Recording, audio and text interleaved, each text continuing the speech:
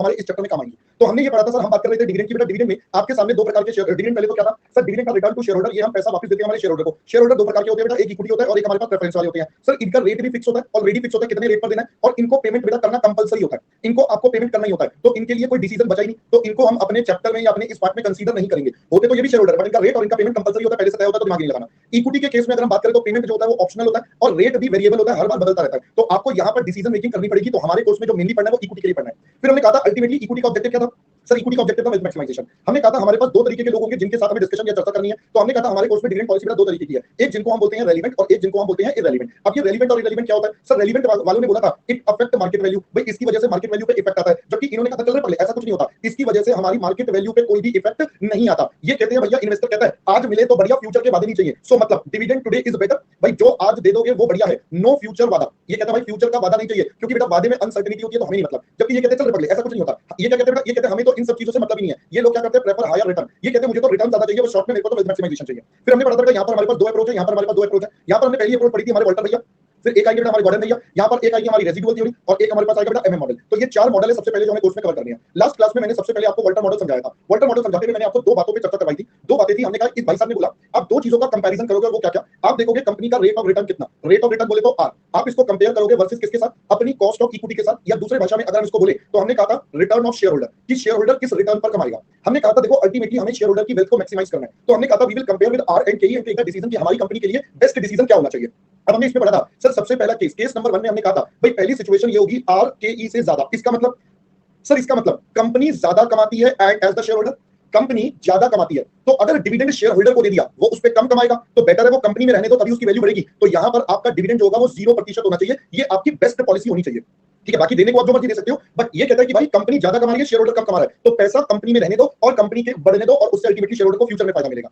जबकि केस 2 कहता है कि सर आर कम है, केई ज्यादा, मतलब शेयर होल्डर के पास ज्यादा ऑप्शन है पैसा कमाने के और कंपनी ज्यादा नहीं कमा पा रही है, तो भाई सारा का सारा पैसा शेयर होल्डर को दे दो, क्योंकि वो ज्यादा कमा पा रहा है। So give the money to the shareholder so that he can generate the maximum return. और हमने केस 3 पढ़ा था, जहां पर हमने कहा था ये दोनों बराबर, अगर ये दोनों बराबर तो जो मर्जी कर लो भाई, किसी पे कोई भी फर्क नहीं पड़ता, क्योंकि दोनों ही बराबर कमा रहे हैं। हमने इसको बोला था ये हमारी ग्रोथ कंपनी होती है, ये हमारी बेटा डिक्लाइन वाली कंपनी होती है, और ये हमारी कौन सी होती है, कांस्टेंट ग्रोथ वाली कंपनी होती है। तो ये हमने आपके साथ कल तक का सारा जो पढ़ा था, मैंने 5 मिनट में मेन पॉइंट आपको समझा दिया। सिर्फ 5 मिनट लगा के मैंने मेन बात समझा दी। बातें तो बहुत सारी बताई थी, बहुत सारी पढ़ाई थी, 1 घंटे की क्लास थी, बट स्टिल हमने 5 मिनट में जो मेन बात थी, जो आज हमें पढ़नी है वॉल्टर की, वो मैंने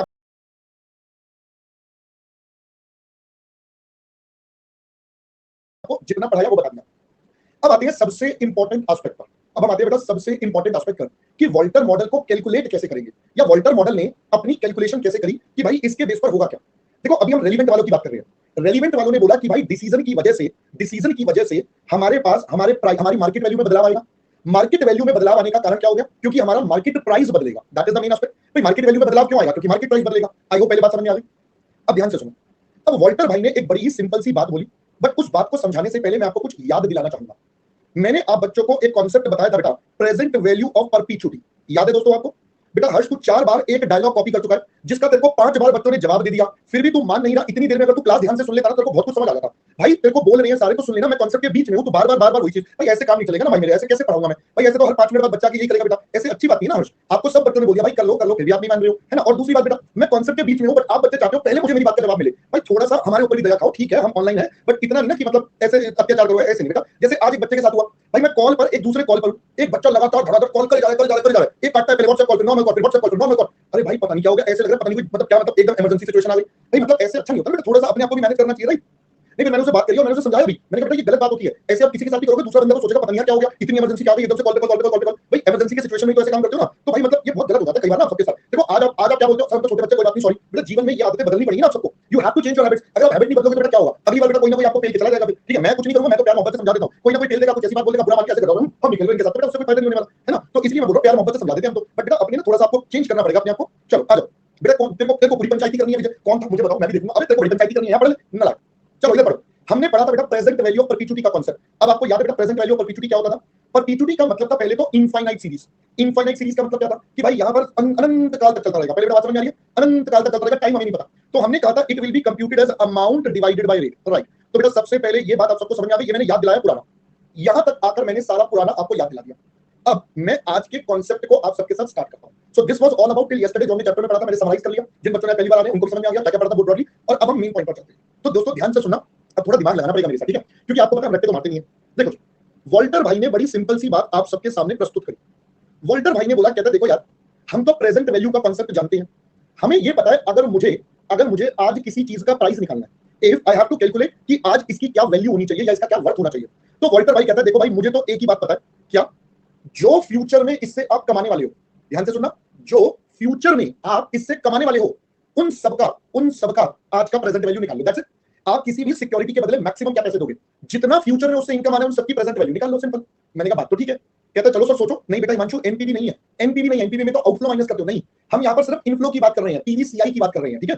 चलो अब देखते हैं, आप बताओ वॉल्टर भाई क्या कह रहा है, हम एक शेयर में पैसा लगा रहे हैं, बेसिकली हम यहाँ डिविडेंड की बातें कर रहे हैं। अगर मैं किसी एक कंपनी के शेयर में पैसा लगाऊंगा तो उससे मैं क्या कमाऊंगा, उससे मैं डिविडेंड कमाऊंगा ना सबसे पहले। तो इन्होंने बोला present value of all future dividend, भाई फ्यूचर में जितने डिविडेंड आने हैं आप उन सबकी प्रेजेंट वैल्यू ले लो। पहले इतनी बात समझ में आई है। अब अगर मैं इसकी कैलकुलेशन पे चलूं तो आज का प्राइस हो गया P0। अब मैं पहले इतने हिस्से की बात करता हूं, इसकी वैल्यूएशन कैसे। बेटा देखो जरा, हम यहां पर वॉल्टर ने कुछ एजम्पशंस मानी बेटा अपनी लाइफ में। इन्होंने माना कि एक बार जो कंपनी ने कमिटमेंट कर दी वो हमेशा सेम रहेगी। मतलब एक बार अगर कंपनी ने बोला अपन इतना डिविडेंड देंगे तो बेटा वो कांस्टेंट डीपीएस रहेगा। मतलब डिविडेंड पर शेयर हर साल क्या मान लिया इन्होंने, सेम। इन्होंने एज्यूम कर लिया कि हम हर साल सेम अमाउंट ऑफ डिविडेंड देंगे।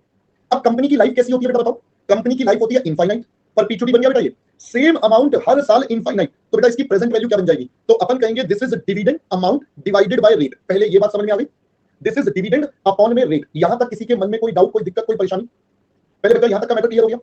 चलो एक ये मैटर क्लियर हो गया। अब रुको सर, यहां पर काम खत्म नहीं हुआ, यहां पर काम खत्म नहीं हुआ बेटा। दीपिका अभी बताया एजम्पशन मानिए, एजम्पशन मानिए बच्चे, एजम्पशन मानिए, अभी आपको बताया मैंने। अब क्या कंपनी 100% डिविडेंड देगी, क्या कंपनी बेटा 100% डिविडेंड देती है, नो। हो सकता है दे भी, हो सकता है ना भी, depend upon company to company.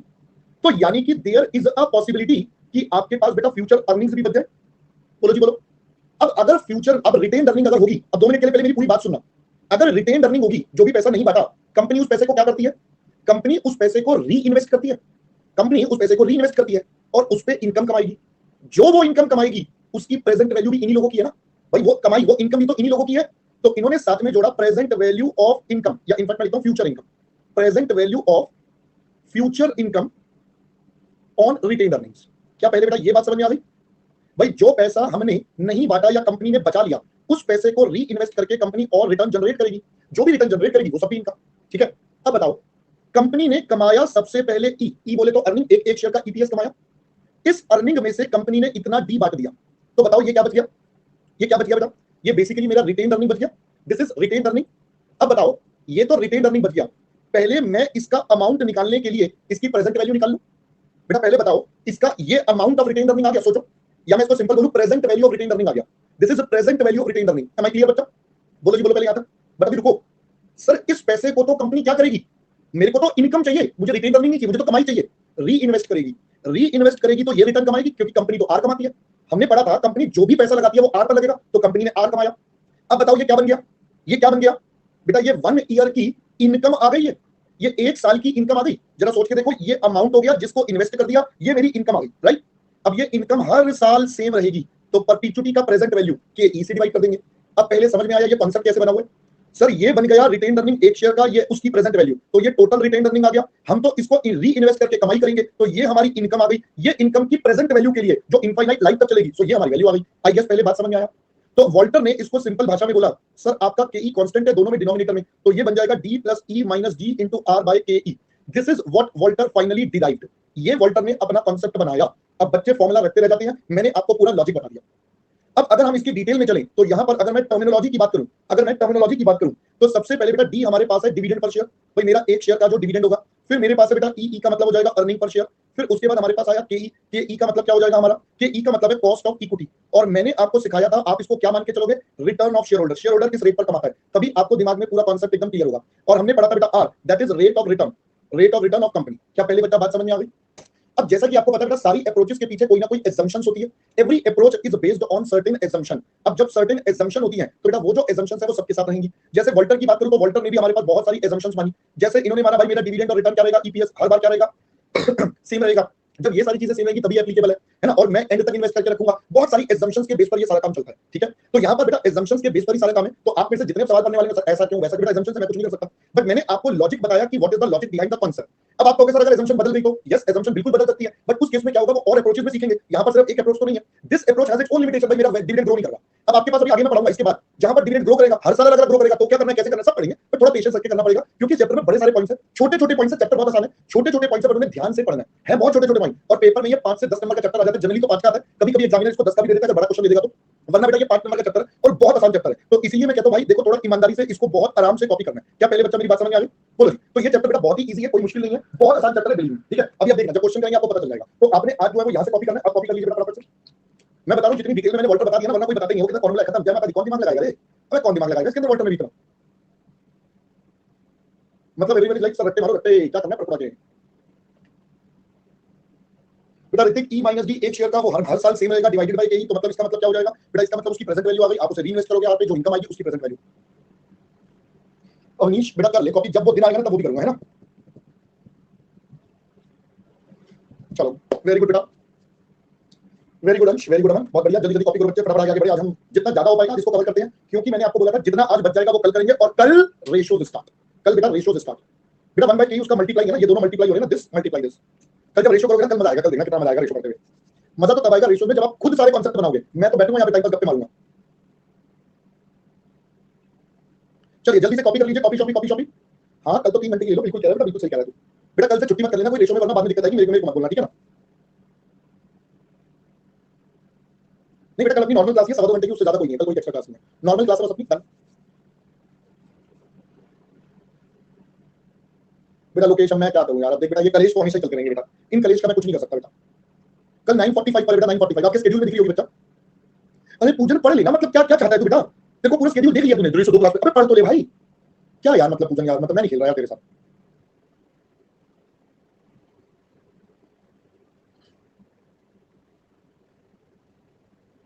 Anil बेटा शाम नहीं है बेटा, माहौल नहीं बना अभी शाम वाला बेटा, अभी सुबह है। Anil good morning.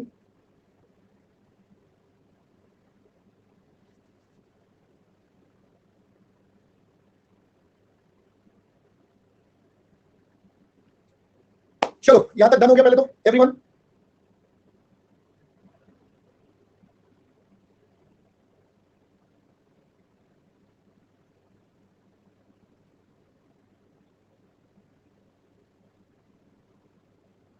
हाँ जी बच्चों, चले चले चले आगे बढ़े आगे बढ़े आगे बढ़े। Shall we move ahead? चलो so let us start with the next one, let us start with the next one. अब दोस्तों बारी है हमारे प्रैक्टिकल क्वेश्चंस की। अब हम पहले वॉल्टर मॉडल के बेटा प्रैक्टिकल क्वेश्चंस करते हैं, जितने वॉल्टर मॉडल के प्रैक्टिकल क्वेश्चन पहले उन्हें वाइंड अप करते हैं फटाफट फटाफट, और फिर हम अगले मॉडल पे बढ़ेंगे, ठीक है? ज्यादा नहीं, आसान आसान क्वेश्चन है, चैप्टर नंबर 9 है आपके आईसीएस स्टडी मॉड्यूल का। लीजिए बेटा क्वेश्चन नंबर 1 आपके पास आ गया। एसके लिमिटेड अर्न्स 10 रुपए, capitalisation rate and return on investment are this and this. बेटा कैपिटलाइजेशन रेट बोले तो ये हो गया केई, और ये हो गया बेटा आपका R. Determine the optimum dividend पे out ratio and the price at that pay out. पहले बेटा क्वेश्चन समझ में आ रहा है आपको? सबसे पहले तो ऑप्टिमम डीपी रेशियो निकालना है। तो देखो एग्जाम में इसको कैसे लिखेंगे बेटा, एग्जाम में हम इसको ऐसे लिखेंगे सबसे पहले। So we will say given EPS is equal to E is equal to 10 रुपए, cost of equity is equal to केई is equal to 10%, rate of return is equal to R is equal to 12%। अब यहां लिख देंगे since are bracket में 12% is greater than K E bracket में 10%, therefore as per Walter model, as per Walter model बताइए हमारे पास ऑप्टिमम डिविडेंड पे आउट रेशियो क्या हो जाएगा? ऑप्टिमम डिविडेंड पे out ratio will be equal to बेटा 0%। कंपनी ज्यादा कमा रही है तो कंपनी के पास रहने दो बेटा, शेयर होल्डर को मत दो। तो देयरफॉर आपका डिविडेंड पर शेयर क्या बन जाएगा? तो डिविडेंड पर शेयर डी हो जाएगा बेटा, ये हो जाएगा 10 into 0% इज इक्वल टू 0। पहले यहां तक की बात समझ में आ गई? अब आप इस लेवल पे अपना प्राइस निकाल लो। तो P0 is equal to dividend इतना बचाया, ये रीइन्वेस्ट उसकी प्रेजेंट वैल्यू और सबकी प्रेजेंट वैल्यू। तो डिविडेंड है 0, अर्निंग है आपकी 10 रुपए माइनस 0, रिटर्न होगा 12% पर, प्रेजेंट वैल्यू बेटा इतनी और सबकी प्रेजेंट वैल्यू। कर लो बच्चा कितना आता है? जल्दी से बताओ। 10 into 0.12 डिवाइडेड बाय 0.1 तो ये आता है बेटा 120 रुपए। क्वेश्चन खत्म बेटा, आंसर खत्म, कॉपी फटाफट जल्दी से। शाबाश शाबाश शाबाश शाबाश, हो गया बेटा खत्म यहाँ पर। तो और क्या बेटा राहुल, इसमें हीरे मोती थोड़ी जरूरत बेटा, हो गया जितना था बस खत्म। था ही छोटा सा बस। वॉल्टर में करना ही इतना होगा बेटा, दो ही काम होंगे, प्राइस निकालना होगा या ऑप्टिमम पे आउट रेशियो, बस इससे ज्यादा बुद्धि लगानी नहीं है।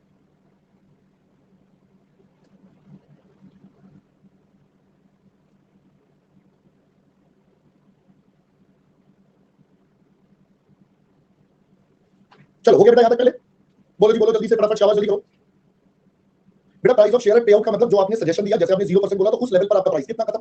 जो आपने सजेशन दिया कि आपको 0% रखना है तो उस लेवल पर आपके हिसाब से प्राइस कितना, सिंपल।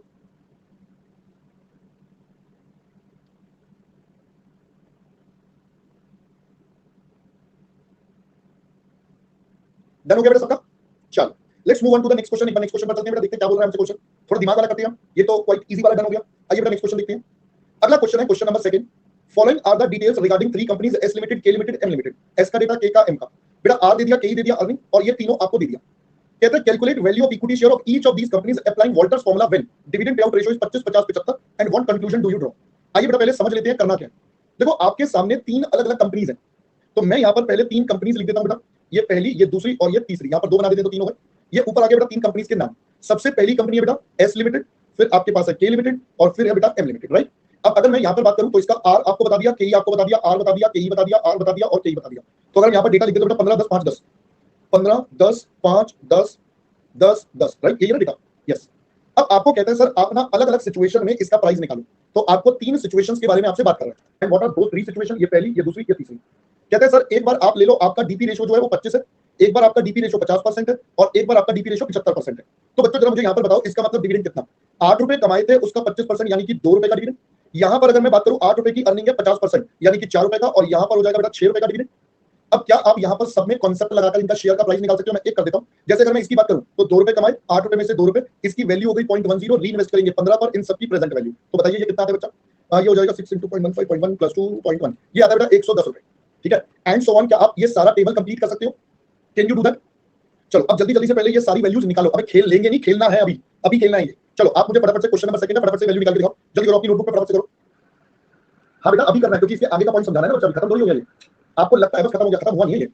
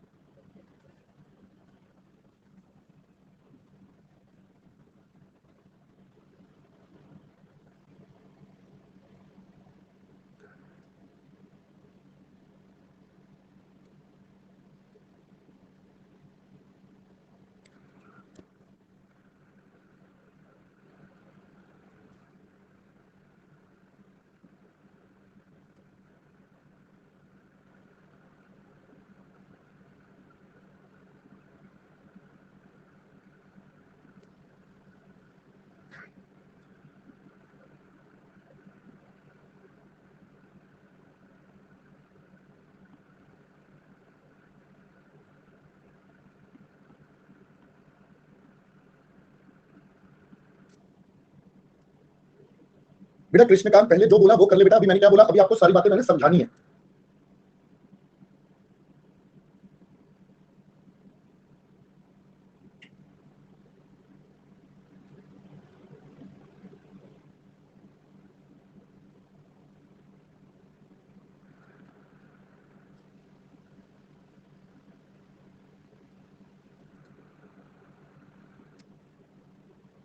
चलो जल्दी से मुझे आंसर बताओ, 110 के बाद क्या आ रहा है बेटा सेकंड वाले लेवल पर?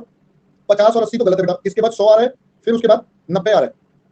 ओके इधर आ जाओ बेटा, सेकंड वाली कैटेगरी में सबसे पहले आ रहा है 50, फिर आ रहा है next is 60 and last is last 70। Okay इधर आ जाओ बेटा, एम लिमिटेड का सबसे पहले, 80 80 80। ठीक है चलो देखो ये वाला पार्ट तो आसान था, इसमें कहीं कोई दिक्कत नहीं थी। ये वाला पार्ट तो आसान था ना भाई, आपको कैलकुलेशन करनी थी, आपने कर दी। मेन था what conclusions do you draw, आपको मेन इसमें बताना था भाई आपके कंक्लूजन क्या क्या है। तो देखिए आप कंक्लूजन की बात करते हैं जरा, बताओ यहां पर आर ज्यादा है के ई कम है, आर ज्यादा के ई कम, तो ऑप्टिमल डिविडेंड पे आउट क्या होना चाहिए था? 0। अब होना तो 0 चाहिए था, बट कंपनी 25 दे रही है तो प्राइस 110, और ज्यादा देगी तो प्राइस और गिरेगा, और ज्यादा डिविडेंड देगी तो प्राइस गिरेगा भाई। तो शेयर होल्डर के लिए तो नुकसान हो रहा है ना। तो यही वॉल्टर ने बोला था जितना भाई हमारे हिसाब से 0 होना चाहिए, अगर जबरदस्ती ज्यादा दोगे तो आपकी मार्केट वैल्यू पे इफेक्ट आएगा, आपका मार्केट वैल्यू गिरेगा। जबकि इस वाले सिचुएशन में 100% होना चाहिए। अब जितना कम दोगे उतना कम, फिर और कम और कम। अब पहले समझ रहे, जितना ज्यादा दोगे उतना प्राइस बढ़ेगा। यहां पर एनी रेशो कुछ भी कर लो कोई फर्क ही नहीं पड़ता। अब समझ में आ गया बेटा इंटरप्रिटेशन पहले तो अब हम इसको एक लाइन में अगर लिखेंगे तो अब हम इसका इंटरप्रिटेशन कैसे लिखेंगे? In case of company S, R bracket में 15% इज ग्रेटर देन के ई ब्रैकेट में 10%, दस ऑप्टिमल, हाँ ये साथ साथ लिख दो, optimal dividend ratio should be 0%, but as the company will distribute more dividend, comma, the price will decline as seen from above table। क्या पहले बच्चों समझ में आ गया? बोलो जी, अब सबको समझ में आ गया? पहले तो बताइए क्या हुआ? Everyone clear? बेटा अब सेम आप क्या कर सकते हो, in case of K limited आप लिख सकते हो और in case of M limited, तो लैंग्वेज आप अपने आप बना सकते हो बेटा इनकी। I hope you can make it.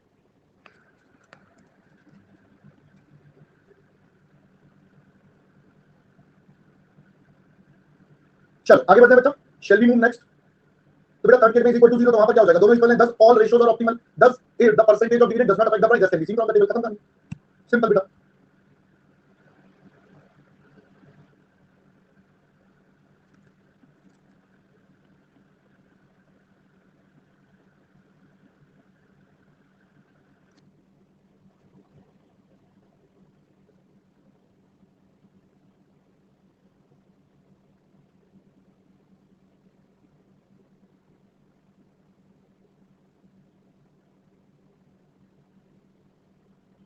चलिए आगे बढ़े बेटा, चलो let's move on to the next question now. अगला क्वेश्चन बेटा हमारे पास आता है, ये रहा क्वेश्चन नंबर 3, चलिए देखते हैं, थोड़ा सा दिमाग लगेगा इसके अंदर। Following figures are collected from the annual report of SK limited. Net profit 30 lakh, preference shares बता दिए, number of equity shares, return on investment और cost of equity. Compute the approximate dividend पे out ratio so as to keep share price as 42 using Walter model. बेटा आपको Walter model का इस्तेमाल करना है और ये बताना है कि हमारा डिविडेंड पे आउट कितना होना चाहिए सो दैट हमारा जो प्राइस है बेटा वो कितना हो जाए 42। तो आपकी बात बेटा उल्टा चलना पड़ेगा, लगाओ 2 मिनट के लिए दिमाग करके दिखाओ, लगाओ जरा बच्चा लोग 2 मिनट के लिए दिमाग करके दिखाओ।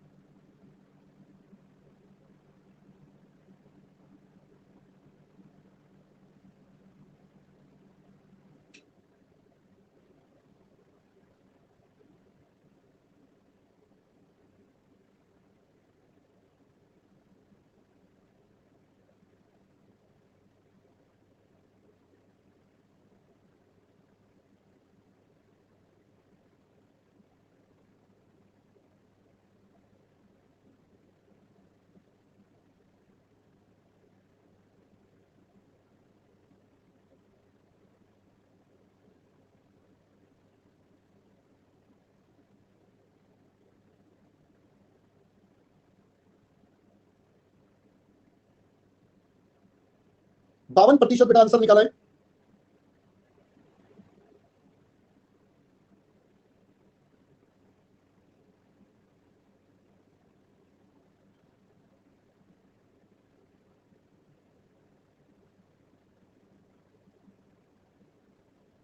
चलो मैं करवाता हूं बेटा, पहले तो let me help you out now. देखिए बेटा कहता है आपको डिविडेंड पे आउट निकालना है एज पर वॉल्टर। बेटा वॉल्टर के हिसाब से सबसे पहले तो आपको ई भी चाहिए, दैट इज अर्निंग भी चाहिए। जब तक अर्निंग नहीं निकलेगा तब तक काम नहीं होगा। अब अर्निंग के लिए हमें क्वेश्चन ने हमारा नेट प्रॉफिट बता दिया एंड नेट प्रॉफिट दे दिया बेटा 30 लाख का। अब ये प्रॉफिट है, इसमें से सबसे पहले आपको प्रेफरेंस डिविडेंड पे करना पड़ेगा। प्रेफरेंस डिविडेंड हो जाएगा बेटा 100 लाख का, 12% बोले तो 12 लाख। अब बचा कितना सर, सर हमारे पास बच गया 18 लाख रुपए, तो ये बन गया बेटा हमारा ईई। अब number of equity shares question में गिवन है हमारे पास कितने बच्चों, 3 लाख। तो हमारे पास आ गया दोस्तों हमारा ईपीएस सबसे पहले, दैट इज ई 6 रुपए। तो ये बन गया हमारा ईपीएस ब्रैकेट में ई 6 रुपए। अब हमें पता है as per Walter model, Walter model ने हमसे क्या बोला था, as per Walter model P is equal to D plus E minus G R by KE whole divided by KE. Now we want it to be 42 is equal to D मुझे पता नहीं है 6 minus D। Rate of return बचा है आपके पास 20% और cost है 16%, whole divided bye बेटा 0.16। तो अगर मैं इसको यहां पर फर्दर सॉल्व करूं तो मेरे पास क्या हो जाएगा, 42 into 0.16 is equal to D plus 6 minus D 0.2.16, ये आता है बेटा 1.25। ये हो जाएगा 6.72 आप बता रहे हो, D plus 6 into 1.25 will become 7.5 minus 1.25 D। So that becomes adjust करने के बाद minus 7.50 plus 6.72 minus 0.25 D। तो आपके पास D की वैल्यू बचेगी minus 0.78 minus 0.25। बेटा जीरो माइनस माइनस कैंसिल, ये आ गया 3.12।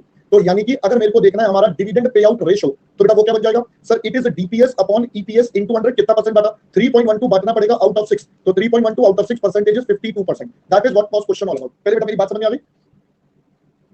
तो ये थोड़ा मैथमेटिकल क्वेश्चन था but it was quite easy, quite easy, quite easy. पहले बच्चा लोग बात और कॉन्सेप्ट क्लियर है, बोलो जी बोलो, क्लियर बच्चा यहां तक।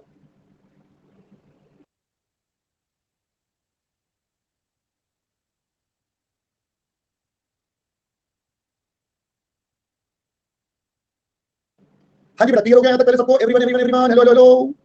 आगे बढ़ जाओ बेटा। नहीं बेटा वैसे नहीं करना था ना बेटा, यहाँ पर तो आपको सीधा सीधा बोला था बच्चा अमन कि आपको बेटा जो डेटा है 42 रखना है, तो यहाँ पे आपको डिसीजन मेकिंग नहीं करनी थी, यहाँ तो आपको वाइस वर्सा कैलकुलेशन करनी थी। समझ में आ गया।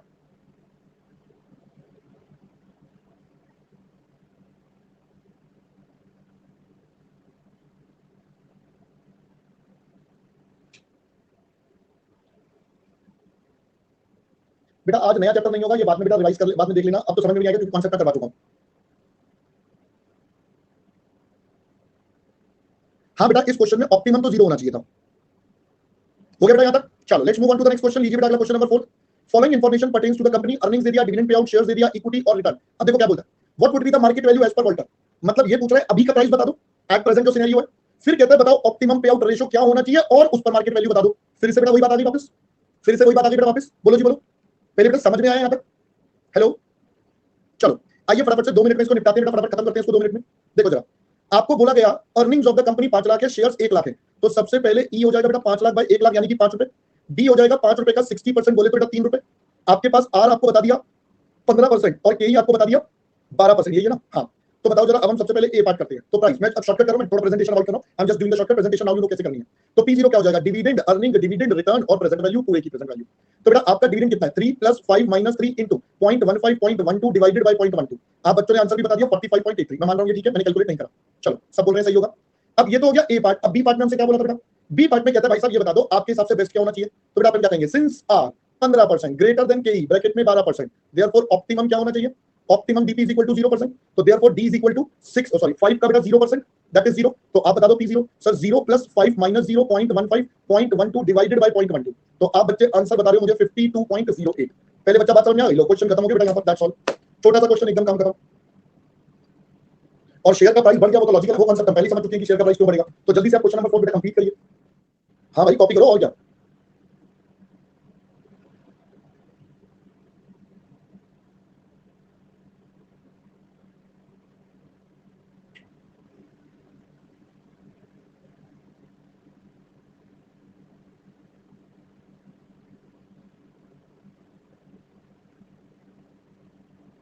हो गया बच्चों यहां तक सबका?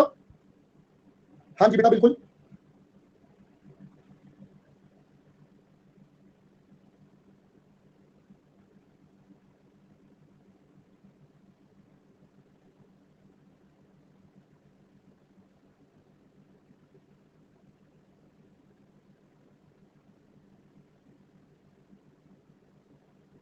चलिए बेटा अगला क्वेश्चन, ये आपका बेटा होमवर्क रहेगा।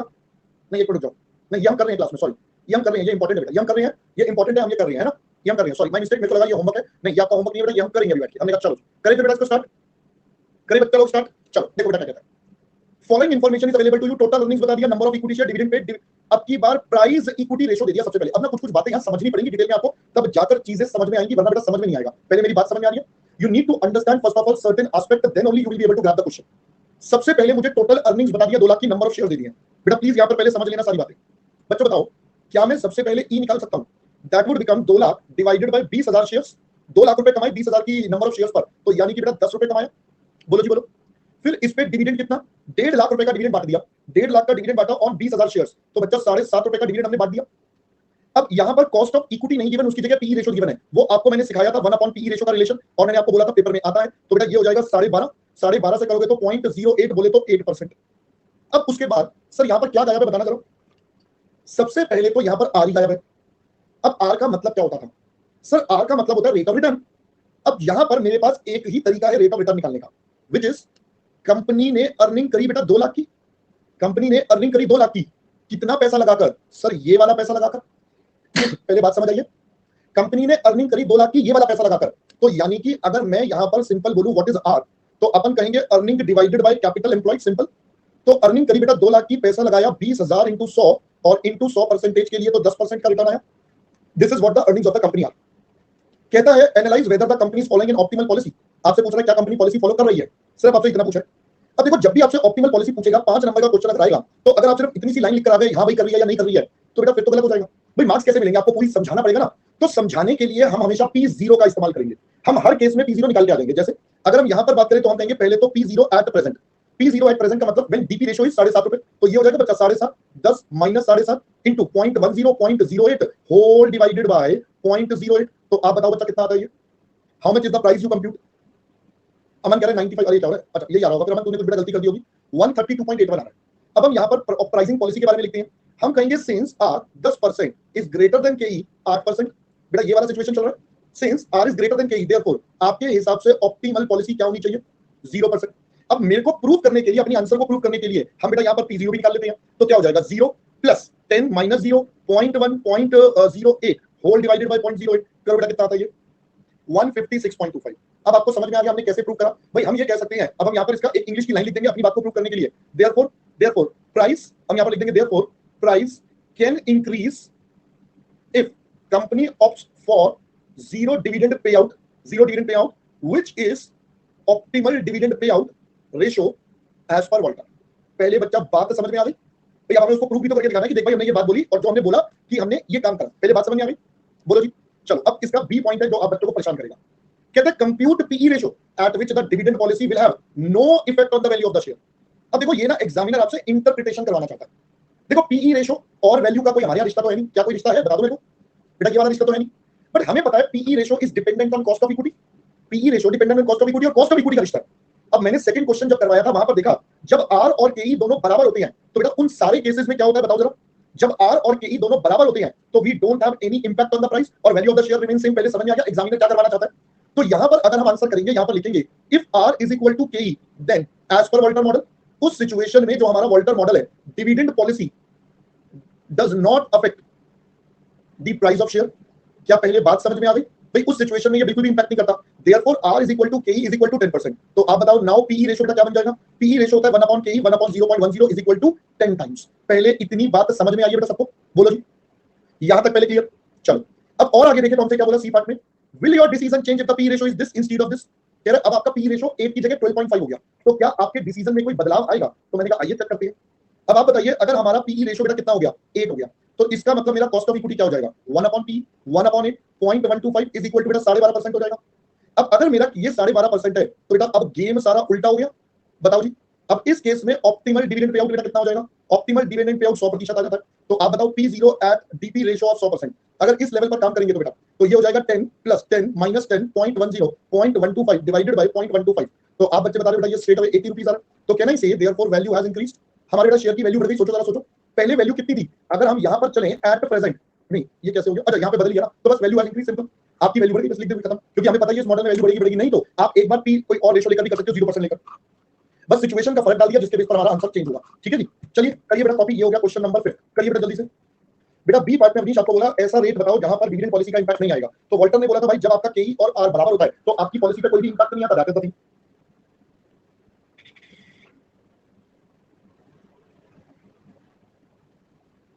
बेटा क्वेश्चन नंबर 5 है। हाँ जी हम बोलो क्या डाउट रखता।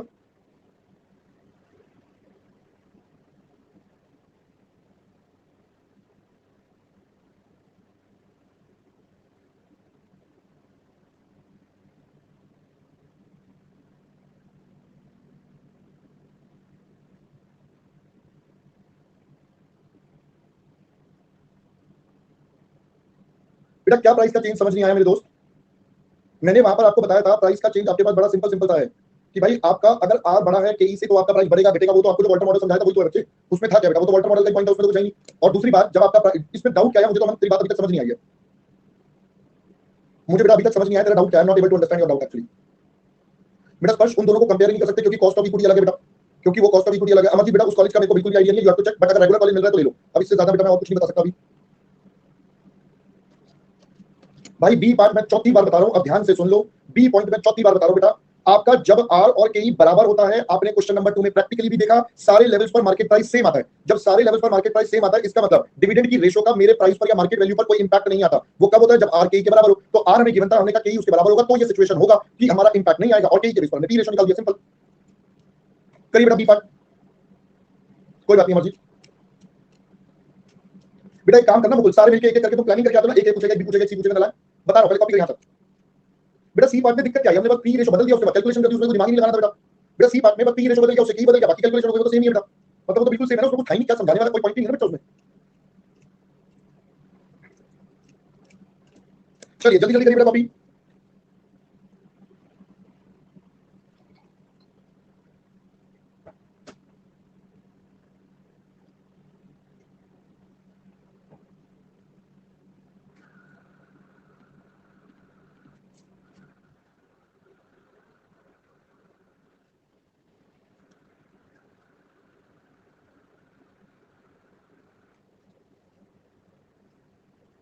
अरे भाई अमन तेरे को बोला था एक आध दिन रुक जा भाई, तुम बंदूक लेके मेरे पीछे पड़ जाते हो। सर जल्दी बताओ ना शुभ है भाई, बता दूंगा मैं भी इंसान हूँ, 2 दिन से 12-12 घंटे का काम कर रहा था भाई, मैं भी इंसान हूँ, मुझे भी थोड़ा सा छोड़ दो भाई, जिंदगी मेरी भी है ना। चलिए अगले वाले पर जल्दी बेटा। अरे चलो नहीं जल्दी कर बच्चे, इतनी देर लगा रही है तो कैसे कैसे काम करेंगे हम, जल्दी कर। फास्ट ट्रैक बैच को एनरोल कर लेना, फास्ट ट्रैक बैच को एनरोल कर लेना सारे, बात जो जो जिन जिनको करना है, कॉस्टिंग का उसके अंदर हो जाएगा, बनाने अकेडमी की ऐप पर दिख जाएगा। हाँ अब एनरोल कर लियो लल्लू लाल, ये तो शुरू हो गया, लिंक लिंक लिंक लिंक कर दो बस, है ना नालायक।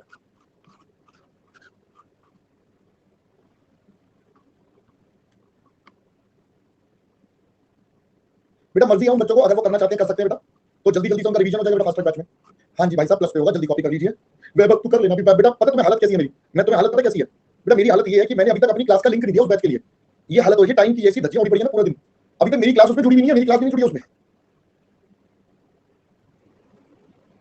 बेटा जितना डिविडेंड ज्यादा दोगे उतना नुकसान है ना। ऑप्टिमल डिविडेंड कहां पर होगा, ऑप्टिमल डिविडेंड होगा जब 0% डीपी रेशो था, जब 0% डीपी रेशो था, बट अगर आपने नहीं बताया तो बेटा उसका क्या हो गया, गड़बड़ हो गया ना, तो जितना ज्यादा डिविडेंड दोगे उतना नुकसान होगा, इसलिए प्राइस गिरता जा रहा है।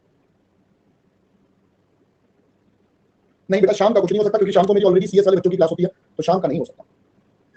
हे प्रभु, हे प्रभु, ये मेरी शक्तियों का गलत इस्तेमाल कर रहे हैं। याशिका मॉड्यूल से कौन पढ़ाता है बेटा, मैं नहीं पढ़ाता मॉड्यूल से, एफएम को मैंने मॉड्यूल से पढ़ाया, तो मॉड्यूल से पढ़ाओ बेटा नलायक। ये बच्चे मेरी शक्तियों का गलत इस्तेमाल कर रहे हैं। नहीं मां कॉपी हो गया, मॉड्यूल के क्वेश्चन तो होमवर्क में दे देते हैं, जो कर लेना है ना बेटा। मैं मॉड 2 में पढ़ाता हूं बस, फर्स्ट बेटा सितंबर तक खत्म हो जाएगा।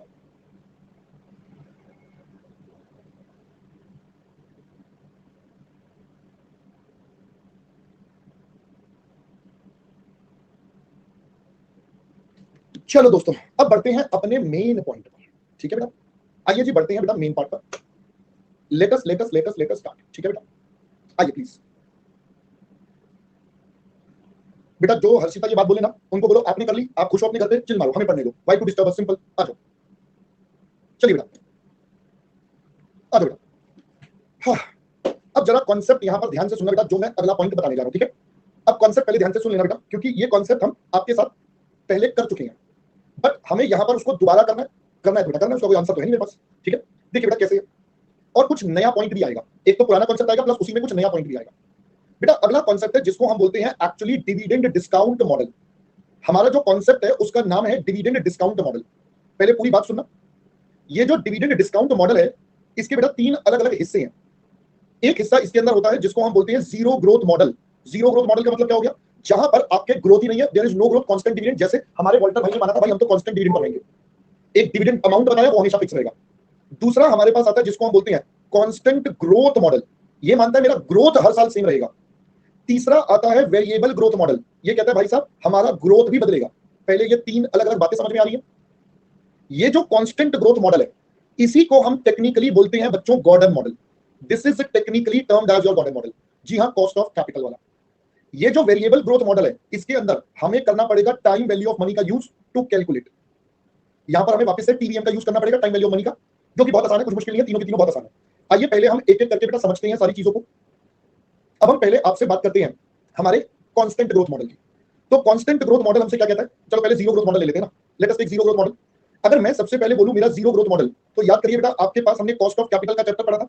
कॉस्ट ऑफ कैपिटल के चैप्टर में हमने पढ़ा था जीरो ग्रोथ मॉडल में क्या करते थे, अगर कॉस्ट ऑफ इक्विटी निकालना है तो D divided by P zero. Simple बेटा ये कॉन्सेप्ट करते थे। तो इससे इंटरप्रेट करके क्या हो जाएगा, P zero is equal to D by K, P zero is equal to D by K, बस बन गया बेटा मॉडल, काम खत्म हो गया, यही है बस। अब हम प्राइस निकाल रहे हैं उसी मॉडल से, हो गया काम खत्म बेटा। भैया हमें कॉस्ट ऑफ इक्विटी गिवन होगा, डिविडेंड होगा, उसके बेस पर प्राइस निकाल लो, खत्म हो गया बेटा। पहले बात समझे। दूसरा हमने पढ़ा था बेटा कांस्टेंट ग्रोथ मॉडल, हमने पढ़ा बेटा कांस्टेंट ग्रोथ मॉडल।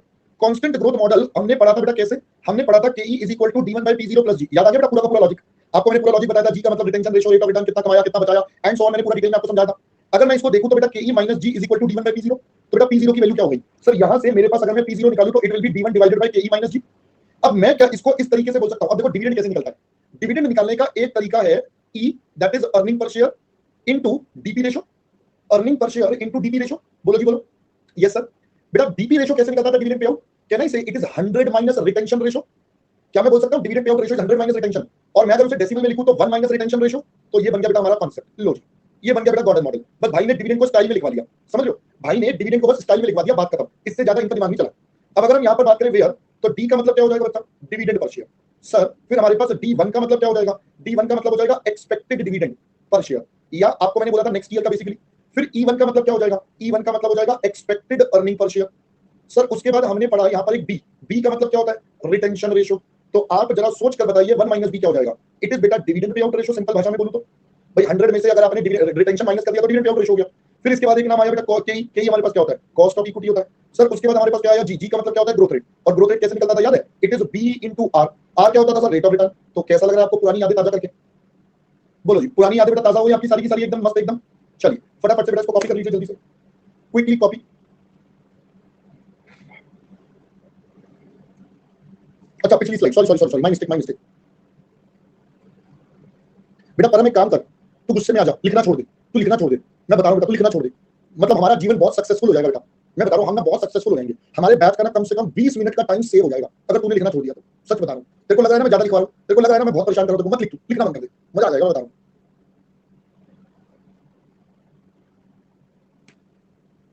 बेटा इको में मैं इसके लिए थोड़ी रुकूंगा, चल रहे चल पगले इसके लिए कौन रुकेगा इको में भाई, बाद में करिए क्लास के बाद, तू तेरे लिए नहीं रुक सकते हम इको में भाई, हम तो पागल हो जाएंगे इको में रुक गए तो। फिर तो मैं ऐसे करके बैठा रहूंगा, सोई जाऊंगा, मैं धक्की मारी हूँ क्लास में भी। चलिए कॉपी हो गया बेटा। बेटा प्रभाष आज ही लिख के दे दूं बेटा, स्टैम्प पेपर पे, स्टैम्प पेपर घर पे भिजवा दूं बेटा लिख के, पहला चैप्टर। अबे पहले जो चल रहा है उसका तो इनको ध्यान, मतलब मैं ये देखता हूं जो पढ़ रही है ना, ऐसे कैसे हम ऐसे कैसे आपके बिना मतलब क्या बोलेंगे मैं।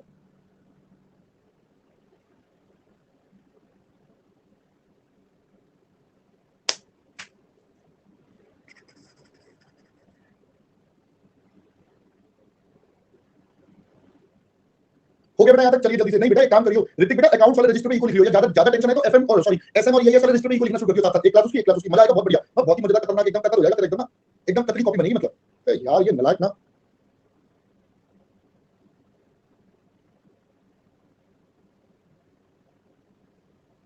कैसे होगा बेटा इनका बच्चों का जीवन कैसे चलेगा मतलब।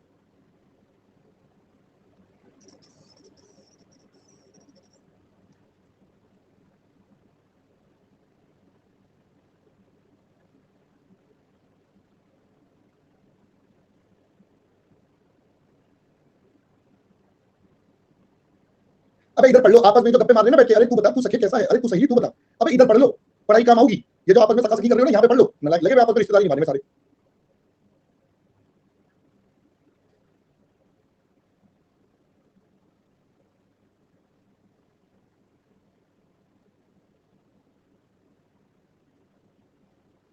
तूने बना ली बेटा स्पर्श, पहले बता तूने रिश्तेदारी बना ली, तेरे को बड़ा इंटरेस्ट आ रहा है। नहीं सर आपको नहीं पता कि कॉन्सेप्ट ले रिश्तेदारी निभानी नहीं बनानी है, आपको क्या पता, नलायक। सबसे ज्यादा तो तू लगा हुआ है ना। ये मोहल्ले के चौकीदार की तरह से सबके यहाँ निगाह बना के बैठा है, अच्छा इन दोनों का रिश्ता बन रहा है, इनका रिश्ता बन रहा है, मतलब ये तो पहले दूरी लगा के बैठा हुआ है दूर से, सर मैं नहीं बना रहा, मैं तो सबको ऑब्जर्व कर रहा हूं, हु इज दिस नलायक।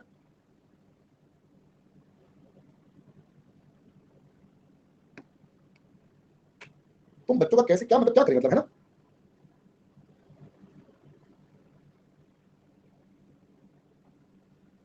हाँ हाँ यही तो सबसे शांत बच्ची बेटा राशि, हाँ सब बच्चे एकदम शांत है, मैं ही तो यहाँ पे डाउन हूँ, है ना नलायक।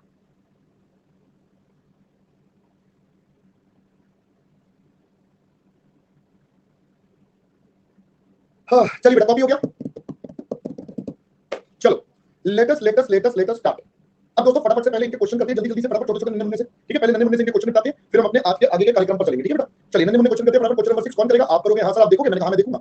Following figures are collected from the report net profit, outstanding profit, equity share, return on investment, cost of equity, calculate price per share using Gordon model, when dividend पे आउट रेशियो इज दिस। चलिए एक part मैं करवा देता हूं, बाकी फटाफट से आप पार्ट करोगे।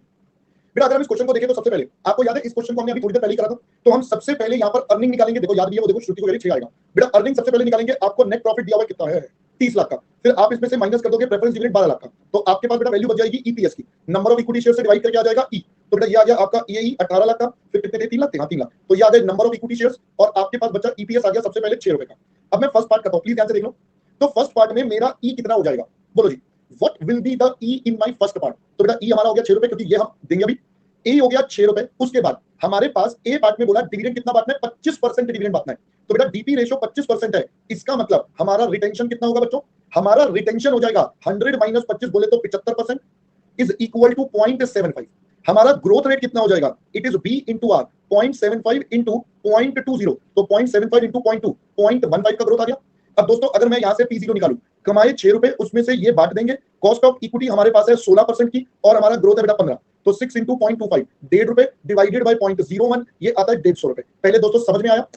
अब बस आगे के बैच में क्या होगा, आपका आर बदल जाएगा और बी बदल जाएगा, जिसकी सॉरी आर तो सेम रहेगा, आपका बी बदल जाएगा, जिस वजह से ये वाला पार्ट और ग्रोथ इन दोनों में चेंज आएगा। तो जल्दी से आप मुझे करके दिखा दीजिए, फर्स्ट पार्ट मैंने कर दिया, सेकंड पार्ट में 50% और 100% लेना है, जल्दी से मुझे आंसर निकाल के बताइए बच्चा।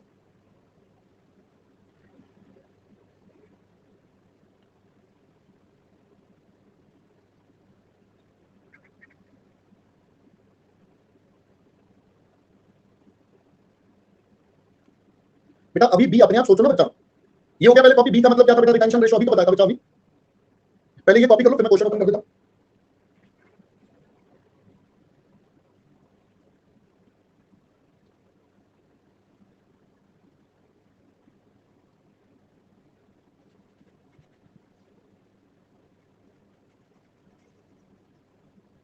चलिए बेटा नेक्स्ट करिए प्लीज, जल्दी से इसका सेकंड पार्ट, थर्ड पार्ट फटाफट से करिए।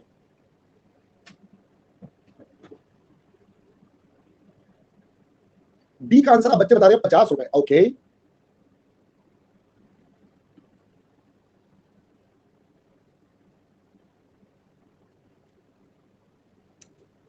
बेटा सेकंड पार्ट की अगर मैं बात करूं तो आपका बी हो जाएगा 1 माइनस 0.50 बोले तो 0.50, आपका ग्रोथ हो जाएगा 0.50 इंटू 0.20 बोले तो 0.10। अब आप अगर यहां से प्राइस निकालोगे तो अर्निंग कितनी है, अर्निंग थी 6, 1 माइनस 0.50 डिवाइडेड बाय 0.16 माइनस 0.10, तो 3 डिवाइडेड बाय 0.06 कर लो बेटा, कितना आता है ये आता है बेटा 50 रुपए, काम खत्म हो गया। ऐसे ही आप थर्ड पार्ट कर सकते हो बेटा, बी वहां पर हो जाएगा 1 माइनस 100 बोले तो 1 यानी कि 0, सारा पैसा आपने रिटेन कर, सॉरी डिविडेंड में बांट दिया, तो ग्रोथ अब क्या हो जाएगी 0, दैट इज 0 इंटू 0.200, तो आपका प्राइस क्या हो जाएगा 6, 1 माइनस 0 डिवाइडेड बाय 0.16 minus 0, तो 6 divided by 0.16 आप बता रहे हो 37.50। I guess everyone is clear up to this stage बच्चा, यहां तक पहले सबको क्लियर हो जाना चाहिए बेटा, क्या पढ़ा है। नहीं बेटा अमन, हम ये मान के चल रहे हैं ये अगली बार की है, ये अर्निंग नेक्स्ट पीरियड की हम ये मान के चल रहे हैं, ठीक है बेटा। चलो आगे बढ़ते हैं, एक और क्वेश्चन करते हैं बेटा, करिए फटाफट से आप इसको सॉल्व करिए जल्दी से, अपने आप करिए, इसमें मेरा कोई काम ही नहीं है, फटाफट कर लो, अपने आप कर सकते हैं बेटा इस क्वेश्चन को, इसमें मेरी कोई रोल ही नहीं है, मेरा कोई काम नहीं है इसमें, ये छोटे छोटे से क्वेश्चन है, फटाफट क्योंकि हम पहले कर चुके हैं इसलिए मैं आपको दे रहा हूं। आंसर भी आ गया 50 रुपए, वेरी गुड बेटा, ये जीरो ग्रोथ मॉडल हो गया, 5 रुपए कंपनी डिविडेंड देती है, कॉस्ट 10% है, तो बेटा पी जीरो क्या हो जाएगा, डी बाई के 5/10% यानी कि 50 रुपए, काम खत्म बेटा। कोई डाउट बच्चा यहां तक, हो गया कॉपी हो गया बेटा सबका, भाई जिन्होंने नहीं करा उनका हो गया कॉपी शॉपी डन।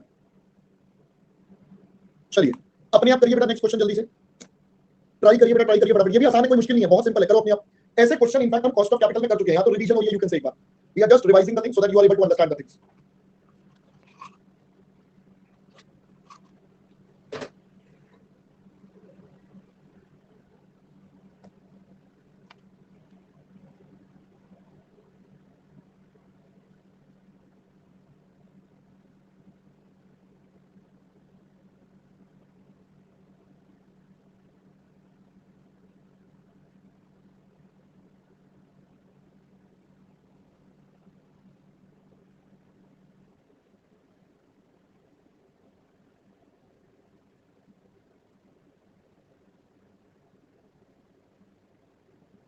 चलो बच्चे कुछ कुछ आंसर दे रहे हैं बेटा,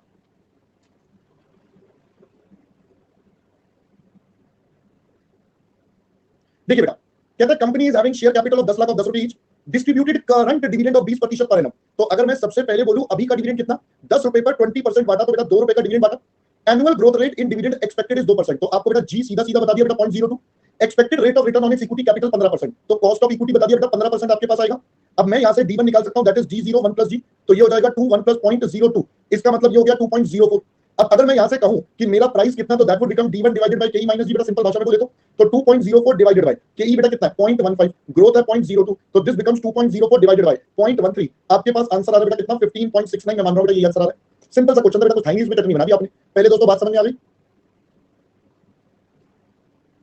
चलिए बहुत बढ़िया, क्लियर हो गया सबको, कॉपी हो गया सबका, ये एक तरह से रिवीजन हो गया बेटा, इसमें कोई नया पॉइंट तो आपने सीखा नहीं, it is just the kind of revision which you are doing, it is just the kind of revision which you are doing for this. Clear हो गया बेटा, चलो अब आप जल्दी से बेटा मेरे को लो जी 9th वाला क्वेश्चन करके दिखाओ, ये भी हमने करा हुआ है, दिस इज आल्सो बीन करिए, रिवाइज करिए इसको, सॉरी रिवाइज करो, कंप्लीट करिए बेटा इसको।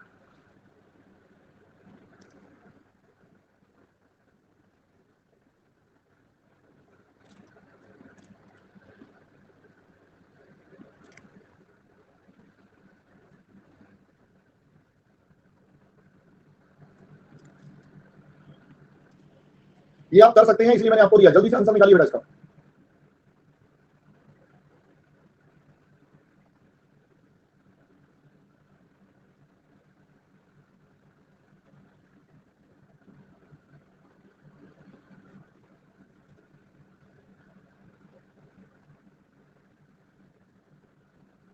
भारती करिए 20 आ रहा है आंसर, शिल्पा मैंने कुछ बोला नहीं बेटा, आप बोला मैंने, कोई 20 कह रहा है, कोई 21 कह रहा है, प्लीज एक बार चेक कर लो बेटा अच्छे से।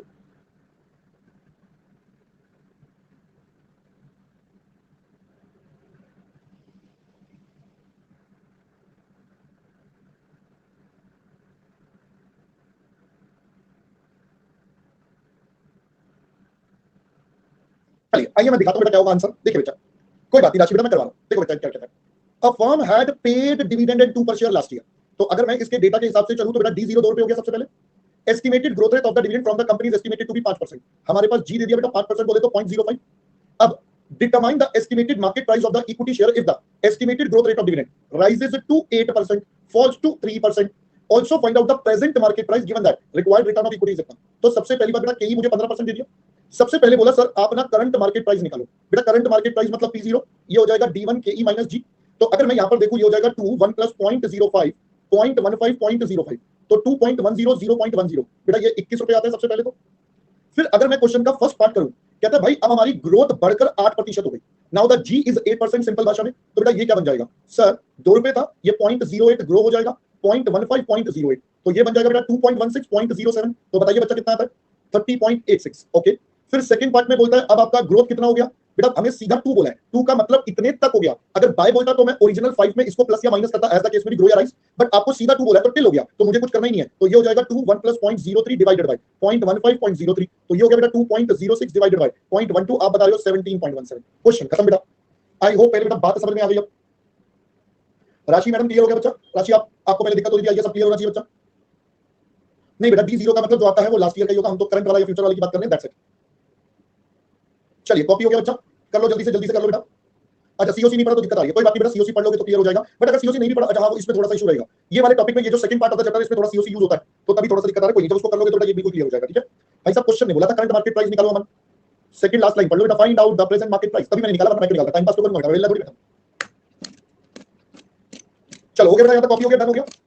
चलो अब आते हैं थोड़े दमदार टॉपिक पर। अब आते हैं बेटा थोड़े दमदार टॉपिक पर। इमरान बच्चे क्या हो गया देखो, what happened? Cost of capital पढ़ा हुआ है तो बेटा उसमें तो ये तो सेम ही चीजें बेटा, इसमें तो कुछ है ही ना, इसमें तो बेटा कुछ है ही नहीं, सिंपल कॉस्ट ऑफ कैपिटल ही चल रहा है बेटा। ये सृष्टि बताओ बेटा क्या डाउट है? माइंड ब्लॉक हो रहा है तो बेटा रिफ्रेश कर ले बच्चे, मैं उसको यही कहूंगा बेटा, क्योंकि जब तक आप अपने माइंड को रिफ्रेश नहीं करोगे बेटा तब तक आप पढ़ नहीं पाओगे ना। ये तो फिर तो ऐसे तो बेटा अब पेपर में जाके माइंड ब्लॉक मत कर लेना बच्चा, पता चले पेपर में जाकर मेरे से नहीं होगा, मेरा माइंड ब्लॉक बेटा ऐसे नहीं हो पाएगा ना। देखो जब आपका टाइम है आपको पढ़ना ही पड़ेगा, पहले मेरी बात समझ आई, आपको पढ़ना पड़ेगा बच्चा, सीखना तो पड़ेगा, सीखने के अलावा कोई ऑप्शन नहीं है। आई कैन अंडरस्टैंड, कभी कभी हो जाता है, कभी कभी हो जाता है, मन नहीं करता, इट्स फाइन, कभी कभी हो जाता है, तो ऐसा कोई टेंशन नहीं है। अगर आपका भी कैसे टेंशन हो रही है तो क्लास के बाद एक बार रिकॉर्डिंग देख लेना, आपको क्लियर हो जाएगा। ठीक है बच्चा, बेटा ये 1.0 की बेटा ग्रोथ है ना, अब इस केस में हमारा ग्रोथ 3% हो गया, तो इसलिए हमने यहाँ पर 3% जोड़ दिया, यहाँ पर 8 बोला था 8 जोड़ दिया, करंट पे बेटा 5 था तो 5 जोड़ दिया। आई होप पहले बात समझ में आ गई। चलो अब हम चलते हैं बच्चों नेक्स्ट। ठीक है, अब थोड़ा दिमाग वाला पॉइंट करते हैं। तो guys are you ready with me? चलो ये हो गया बेटा कांस्टेंट ग्रोथ और जीरो ग्रोथ, ये तो निपट गया, ये तो आसान था, इसमें कोई दिक्कत नहीं था। अब आता है मेन थोड़ा सा ट्रबलसम पॉइंट, जिसको हम बोलते हैं बेटा वेरिएबल ग्रोथ मॉडल। अब ये वेरिएबल ग्रोथ मॉडल बेटा कैसे निकलता है, क्या होता है, आइए जरा थोड़ा सा कांसेप्ट समझते हैं। ठीक है, let's understand this variable growth model का पूरा फंडा। ठीक है, हाँ बेटा अगर बाय होता तो माइनस कर देते, बिल्कुल ठीक बात है बेटा, समझना। अब पहले ना वेरिएबल ग्रोथ के बारे में समझते हैं, क्वेश्चन कहेगा क्या। ठीक है, सो लेट अस अंडरस्टैंड। मैं ना आपको एक क्वेश्चन कराऊं या एग्जांपल कराऊं, चलो सीधा मैं एक क्वेश्चन आपको करवाता हूं। ठीक है, आप अब मेरे साथ साथ पहले क्वेश्चन कॉपी कर लेना। ठीक है, सो ये साथ साथ आप कॉपी कर लो अपनी नोटबुक में, लिखिए बताओ। A company has equity share of rupees 100 face value. The company is expected to pay dividend of rupees, या ऐसे लिख देते थोड़ा सा, company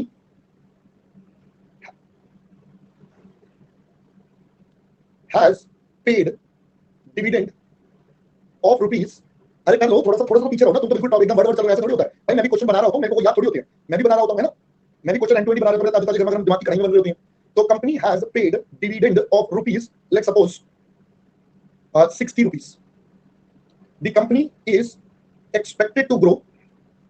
The company is expected to grow at 9% for 2 years, then by 7% for next 3 years, and by 5% thereafter forever.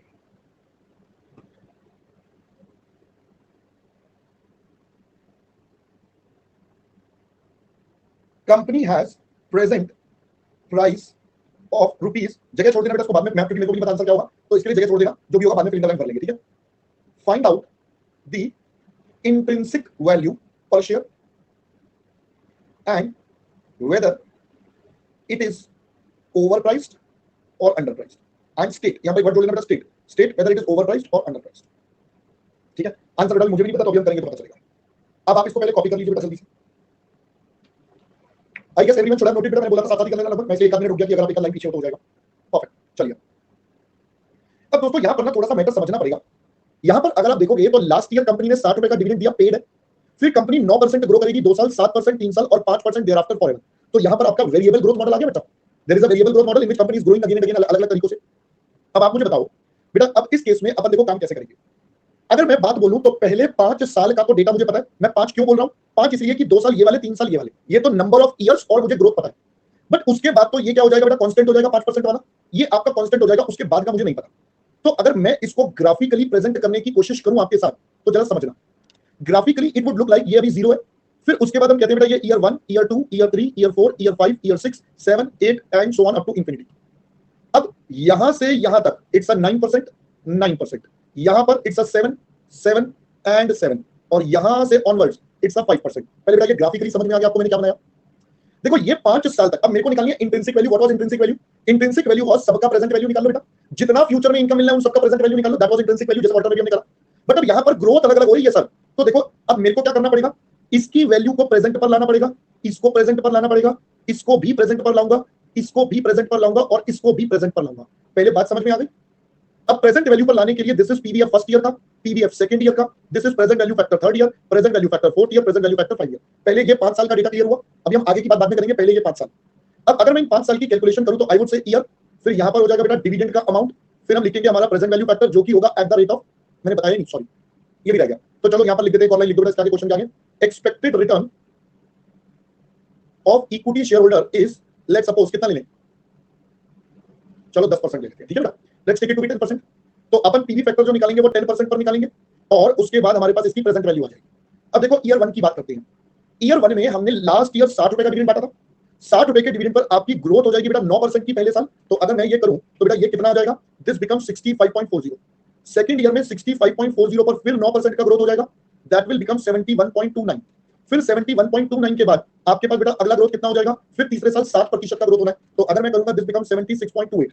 फिर 76.28 अगले साल grow हो जाएगा बेटा 1 + 0.07, कितना हो जाएगा सर, ये होता है 81.62। फिर 81.62 और ग्रो हो जाएगा 81.62, फिर ये 7% ग्रो होके 87.33 बन जाएगा। पहले दोस्तों ये वाला मेथड और बात समझ में आया?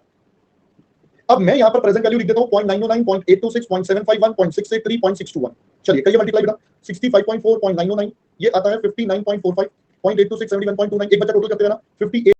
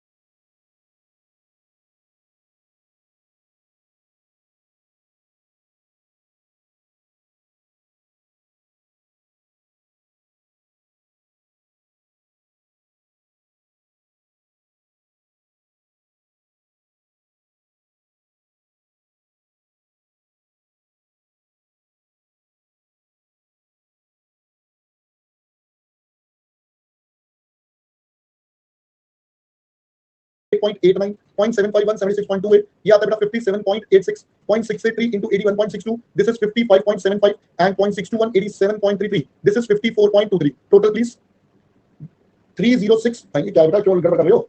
286.18. पहले दोस्तों यहां तक का मैटर समझ में आ गया? ये तो आसान पार्ट है, यहां तक का तो क्लियर होगा बेटा सबको। ये तो इजी पार्ट था पहले 5 साल का। आगे का भी इजी है, बस थोड़ा सा समझने की जरूरत है और कुछ नहीं है। थोड़ा सा ज्यादा समझना पड़ता है, बस और कुछ नहीं है। पहले यहां तक समझ में आ गया? ओके। अब चलते हैं बेटा नेक्स्ट पॉइंट पर। मैं आपको बता दूं ये पेपर में आ चुका है, अभी रिसेंटली क्वेश्चन आया था ये पेपर में। मैं 2-3 बार से पिछले पेपर से एग्जामिनेशन से बोल रहा हूं ये आएगा और अभी एग्जामिनर ने दे भी दिया था। तो जितने बच्चे भी मजे लेने के मूड में बैठे ना वो समझ ले पेपर में आ चुका है क्वेश्चन, फिर बाद में मत रोना ये क्या पढ़ा था ये क्या आ गया। तो इसलिए बोल रहा हूं ध्यान से सुनो बेटा, इंपॉर्टेंट क्वेश्चन है, दोबारा रिपीट हो सकता है कभी। चलो पहले तो इतना हिस्सा समझ में आ गया कि भाई आपके 5 साल का जो ग्रोथ गिवन था उसकी तो प्रेजेंट वैल्यू आ गई। अब प्रॉब्लम आती है बेटा ये वाले की। अब जरा सोच के देखना, यहां पर यहां से लेकर यहां तक क्या मैं बोलूं ये कांस्टेंट ग्रोथ मॉडल बन गया? सोचो जरा सोचो, यहां से आगे तक का कांस्टेंट ग्रोथ मॉडल बन गया। अब याद करो कांस्टेंट या गॉर्डन मॉडल ने क्या कहा था? कहते हैं, अब पहले पूरी बात सुन लो बच्चों, ध्यान से सुन लो, मेरे पास टाइम भी कम है इसलिए क्लास का टाइम भी ओवर होने वाला है, प्लीज ध्यान से सुनो। गॉर्डन ने ये कहा था, मैं ये मानता हूं फ्यूचर के ईयर्स में, ध्यान से सुनो ये सबसे ट्रिकी पॉइंट है जहां बच्चे सबसे ज्यादा गड़बड़ करते हैं। फ्यूचर के आगे के ईयर्स में मेरा डिविडेंड कांस्टेंट होगा। गॉर्डन ने ये माना, गॉर्डन ने माना फ्यूचर के आगे के ईयर्स में मेरा डिविडेंड कांस्टेंट होगा। तो सर उन्होंने बोला आज मुझे अगर अपना प्राइस निकालना है तो D1 कर लेना। T0 में उन्होंने क्या लिया था? D1 and he goes on till this stage. अब मेरा कांस्टेंट ग्रोथ मॉडल स्टार्ट यहां से हो रहा है, यहां से मतलब ये कांस्टेंट मॉडल P5 से स्टार्ट हो रहा है। Constant growth model starts from P5, you need to understand. अब P0 से स्टार्ट नहीं हो रहा, it starts from P5 and it goes till infinity. तो जब P0 लेते थे तो यहां पर D1 लेते थे। अब P5 के लिए we will take D6 divided by KE minus G। पहले ये वाला मेथड सबसे इंपॉर्टेंट इंटरप्रिटेशन समझ में आया? भाई मेरा 5th year and onwards constant है, तो जिस साल पे खड़े होकर आगे का दिख रहा है उसने की ही प्रेजेंट वैल्यू बताएगा ये मुझे। तो यानी कि ये यहां की प्रेजेंट वैल्यू बेटा इस पॉइंट पर बताएगा। इस पॉइंट का मतलब ये P5 पर बताएगा। और जब P0 लेते थे तो D1 आता था, तो P5 में बेटा D6 आएगा। सिंपल बेटा। आई होप पहले ये वाला मैटर समझ में आ गया। बोलो जी। अब मेरे को अब ध्यान से सुनना, अभी पूरी बात खत्म नहीं हुई है। अब बताओ ये कौन से वाले ईयर पर है? ये तो 5th ईयर पर है। मुझे कौन से ईयर पर वैल्यू निकालनी है? इंट्रिंसिक तो आज पर निकालना है, इंट्रिंसिक तो P0 चाहिए। तो मैं अब इसको 0 पर लेकर जाऊंगा पीवी फैक्टर 5 का इस्तेमाल करके। मैं अब इसको 0 पर लेकर जाऊंगा पीवी फैक्टर 5 का इस्तेमाल करके। पहले अब बात समझ में आई है? तो यहां 2 स्टेप चलेंगे। पहले तो गॉर्डन मॉडल लगा P5 तक का क्योंकि उसके आगे कांस्टेंट हुआ, और फिर P5 से मुझे P0 तक भी आना है तो मुझे पीवी फैक्टर का इस्तेमाल भी करना पड़ेगा। तो यहां पर मुझे दो तरफा काम करना पड़ेगा। तो अब ये तो क्या निकल कर आ गया? Present value of dividend up to 5 years. बेटा ये 5 साल तक वाला निकल कर आया। अब हम इसके साथ बोले डिविडेंड फॉर 6th ईयर पहले तो कितना हो जाएगा? तो that would become D5 into 1 plus G, so that is 87.33। और इसके बाद का जो ग्रोथ है वो 0.05 पर कांस्टेंट है। तो इसका मतलब ये मेरे पास आ गया 91.697, 91.697। अब मैं कहता हूं present value at year 5 of dividend from year 5 and onwards. अब अपन इसकी प्रेजेंट वैल्यू निकाल रहे हैं, तो ये कैसे बन जाएगा? Sir D6 divided by KE minus G। मैंने लिख भी दिया। ईयर 5 पर खड़े हैं हम। कहां पर खड़े हैं? ईयर 5 पर। बट हम निकाल किसके लिए रही है? ईयर 5 एंड ऑनवर्ड्स के लिए। तो अब मैं अगर पहले इसकी कैलकुलेशन करूं 91.697, कॉस्ट ऑफ इक्विटी जो चाहिए वो थी 10%, आपका ग्रोथ है 5%। तो 91.697 0.05 से डिवाइड होकर बेटा ये वैल्यू आएगी 1833.94। पहले बात समझ में आ गई? नाउ देयरफॉर अब मैं यहां पर फाइनल स्टेप लिखूंगा, intrinsic value, intrinsic value of share. अब मुझे अगर इंट्रिंसिक वैल्यू चाहिए तो मुझे दो चीजों का ऐड करना पड़ेगा। एक तो स्ट्रेट अवे 286.18 जो ऑलरेडी प्रेजेंट वैल्यू थे वो आ जाएंगे, साथ साथ 1833.94 इनटू पीवीएफ। बेटा ये या एक काम करते हैं, रुको मैं और थोड़ा सा आपके लिए कर देता हूं ताकि आपको बाद में और ज्यादा दिक्कतें ना आए। ठीक है, अब मैं अगर इसको बोलूं यानी कि present value of dividend from year 5 and onwards, अब ये क्या निकल जाएगा? Sir this would be 1833.94 into PVF 10%, 5। हमें इसकी प्रेजेंट वैल्यू लेनी है जो मैंने बताया। तो दिस वुड बिकम 1833.94 इनटू ये है बच्चा 0.621। तो अब आप मुझे मल्टीप्लाई करके बताइए कितना आता है? ये आता है 1138.88, राइट? तो यानी कि अगर मैं बोलूं देयरफॉर इंट्रिंसिक वैल्यू मेरे पास बेटा कितनी आ जाएगी? इंट्रिंसिक वैल्यू मेरे पास आ जाएगी, एक तो हो जाएगा 286.18 और साथ साथ 1138.88 और जुड़ जाएगा। So this becomes the intrinsic value. अगर हम इसको टोटल कर दें सो दिस बिकम्स 1425.06। पहले बच्चा बात समझ में आई है? Everyone got it? पहले तो बेटा यहां तक क्या हुआ? ये एक इंपॉर्टेंट कैटेगरी का क्वेश्चन है, पेपर में ऑलरेडी पूछा जा चुका है। सो पेपर में जब आया था मैंने 5 लिया, उन्होंने शायद 2 या 3 लिए थे और 5 नंबर का क्वेश्चन दे दिया था। तो उन्होंने 5 नंबर का दिया था, जैसे मैंने यहाँ 5 बार कैलकुलेशन करवाई, उन्होंने 2 या 3 बार करवाई और उसके आगे कांस्टेंट कर दिया, जैसा भी पेपर में था। पहले ये बात समझ में आ गई? अभी रुको खत्म नहीं हुआ। Now this intrinsic value has to be compared with the current price. अब करंट प्राइस बेटा मान लेते हैं हमारे पास 1500 का, एक एग्जांपल के लिए मैंने लिया, मैंने कहा था फिर इन द लाइन छोड़ देंगे। अब यानी कि अगर हम इसको देखें भाई, इस शेयर से जो फ्यूचर में इनकम जनरेट होनी है उन्हें सबकी आज की वैल्यू 1425 रुपए है। मतलब अगर मैं आज इसको खरीदूंगा तो मुझे इससे 1425 रुपए के बराबर का फायदा मिलेगा आज की टर्म्स में इन फ्यूचर। जबकि ये कितने पर चल रहा है? तो अगर हम यहां पर बात करें करंट प्राइस, तो बेटा करंट प्राइस इज 1500, तो बेटा हम यहां पर लिख देंगे सिंस हमारा intrinsic value 1425.06 is less than the current price, या करंट प्राइस ज्यादा है, तो इसका मतलब therefore it is over priced. बेटा ये हमारा ओवर प्राइस्ड कैटेगरी में चला गया, क्योंकि भाई इससे फायदा कम मिल रहा है जबकि पैसे मुझसे ज्यादा लग रहे हैं, तो मेरे लिए तो नुकसान वाला सौदा है। या दूसरी भाषा में बोले अपन बोल देंगे नॉट रिकमेंडेड टू बाय। कई बार बेटा आपसे पूछ लिया जाता है बाय करें या सेल, तो आपसे ये भी पूछ लिया जाता है बाय सेल, तो अपन क्या लिख देंगे नॉट रिकमेंडेड टू बाय। पहले दोस्तों अब पहले पूरा मुद्दा समझ में आ गया, अब आपको पूरा मुद्दा समझ में आ जाना चाहिए। ये पेपर में आया था, आप बच्चों को लग रहा होगा सर इतना बड़ा क्वेश्चन, बेटा इतना बड़ा नहीं है, ये मैंने करा है, मैंने समझाया है, आपने समझा है, इसलिए बहुत टाइम लगा, वरना ये क्वेश्चन मुश्किल से 5-7 मिनट में निपट जाएगा, इससे ज्यादा इसमें टाइम लगेगा नहीं। मतलब 5 मिनट और हायर साइड में बोल रहा हूं, 5-7 मिनट ले लोगे, 8 मिनट में आराम से हो जाएगा, इससे ज्यादा इसमें समय लगना नहीं है। पर ठीक है, पेपर का क्वेश्चन है, पेपर में एग्जामिनर ने दिया तो या तो अवॉइड बाय। पहले दोस्तों ये वाला मुद्दा और मेथड अच्छे से क्लियर हो गया वेरिएबल ग्रोथ का। मैं बार-बार बोल रहा हूं पेपर में पूछ लिया जाता है, so you should be clear with the variable growth कि कैसे कैसे हमारा वेरिएबल ग्रोथ होता है। बेटा पहले वाले 5 साल का जोड़ेगा नहीं, पहले वाले 5 साल का भी तो जोड़ेगा ना, वो तो उसके बाद क्या, तो पहले वाले 5 साल का भी तो जोड़ेगा, लल्लू लाल, वो मैंने कुछ डायग्राम से बताया, तो डायग्राम को देख ले सब कुछ क्लियर हो जाएगा। चलो अब पहले बेटा बात, बेटा ईशा मैडम अभी मैंने ना 3 बार आपके कमेंट देखकर मैंने 3 बार ये बात रिपीट कर दी, 3 बार ये बात रिपीट कर दी कि इंट्रिंसिक वैल्यू क्या होता है, फिर वहीं पे आ गई है। बेटा फ्यूचर में जो पैसा मिलना है, जो इनकम मिलनी है, उन सबको आज की टर्म्स में देखें तो क्या मिलेगा, दैट इज इंट्रिंसिक वैल्यू। अभी तो बताया बच्चा, 4 बार ये कांसेप्ट रिपीट करा ओवर प्रेजेंट टाइम पर। चलिए आइए पहले अब यहां तक सबको क्लियर बच्चा, एवरीवन इज क्लियर। चलो अब सर अब आता है अगला पड़ाव, ये क्वेश्चन नंबर जो 10th है बेटा, ये आपका होमवर्क है, ये आपका बेटा होमवर्क है, ये वही टाइप का क्वेश्चन है जो मैंने अभी कराया, that is variable growth rate वाला, समझ गए। ये मैंने एक आपको होमवर्क में दे रहा हूं, एक मैंने अभी आपको करवा दिया कि भाई आपको पता चल जाए, मेरी बात समझ में आ गई, ठीक है। उसके बाद देखो अब आपके मन में नहीं आ रहा ये चैप्टर बहुत आसान है, बहुत आसान है, ऐसा मन में विचार आ रहा होगा, आना भी चाहिए, तो इसी खुशी में बेटा क्वेश्चन नंबर 11 भी होमवर्क है, क्वेश्चन नंबर 12 भी होमवर्क है, क्वेश्चन नंबर 13 भी होमवर्क है, और क्वेश्चन नंबर 14 भी होमवर्क है। मुझे पता है बेटा दिल से आप मुझे बहुत सारी दुआएं दोगे, है ना, बीप बीप करके मुझे बहुत सारी दुआएं देने वाले हो, मुझे पता है, पर बेटा मेरे को एक बात पता है, ये होमवर्क की मेहनत है जिसकी वजह से सारा कॉन्फिडेंस जनरेट होता है, और पेपर एकदम सॉलिड होता है ना, तो ये जो कॉन्फिडेंस यहीं से आता है। अब क्या कल मिलेंगे सुबह 9:45, इस चैप्टर को बेटा अंतिम विदाई देंगे, और अगर समय मिला तो नया चैप्टर करेंगे, वरना नहीं करेंगे नया चैप्टर, कोई बात नहीं। तो पहले इस चैप्टर को बेटा अंतिम विदाई देंगे, होमवर्क बेटा परसों चेक करेंगे, होमवर्क बेटा परसों चेक करेंगे, कल नहीं करेंगे क्योंकि आई नो कल सुबह क्लास है, ठीक है। चलो अभी के लिए बाय बाय बाय बाय। आज मैं इंस्टाग्राम पे मीम डालने वाला हूं, बच्चों ने भेजा था मुझे, तो अभी मैं मीम डालूंगा थोड़ी देर में, देख लेना आराम से जाकर, है ना विनोद, देख लेना, ठीक है। चलो विनोद देख रहा है ना, तो ये बच्चे आते नहीं है, हाँ चलो अब मैं आपसे मिलता हूं कल सुबह 9:45, मेक श्योर आप जरूर जरूर जरूर कल की क्लास में जरूर जरूर जरूर आना। Bye bye.